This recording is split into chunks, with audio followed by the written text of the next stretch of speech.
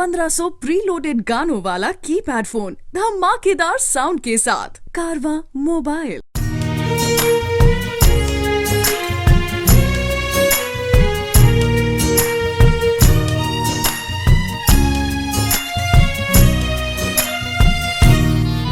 तूने पाया क्या हमारा दिल तोड़ के, चले आते थे बुलाने पे ही दौड़ के।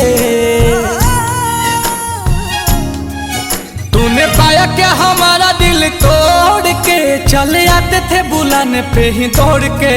चले आते थे बुलाने पे ही दौड़ के।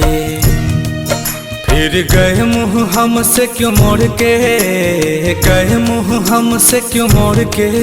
गए आखिरी निशानी जो तू छोड़ के। अब सोता हूँ दुपट्टा तेरा ओढ़ के। जुदाई तेरी जान ले गई, जुदाई तेरी जान ले गई। तुझे देखता हूँ साथ किसी और के, देखता हूँ साथ किसी और के। याद आती है पुराने उस दौर के।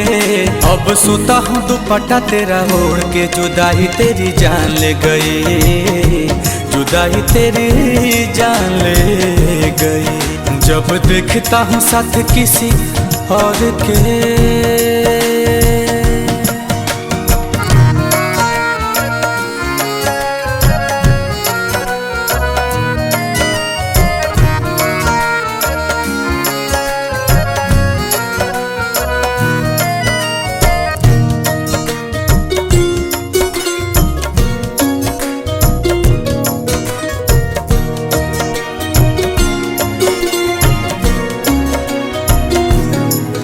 तेरी मेरी पहली वो मुलाकात थी, उस दिन से ही तू मेरे साथ थी।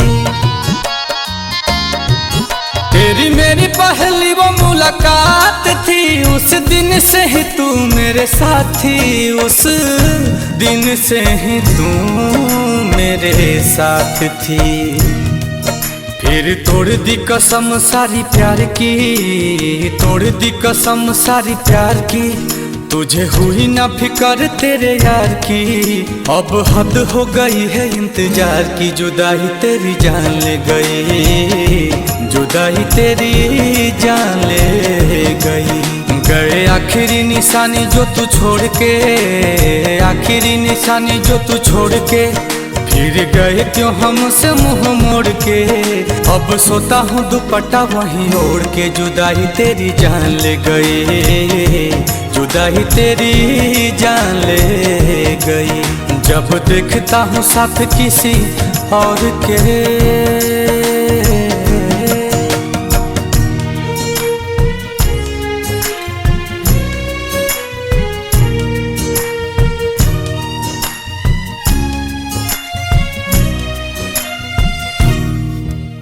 तुम्हारे बारे में अब कोई बात नहीं करते, तुम्हारे बारे में अब कोई बात नहीं करते।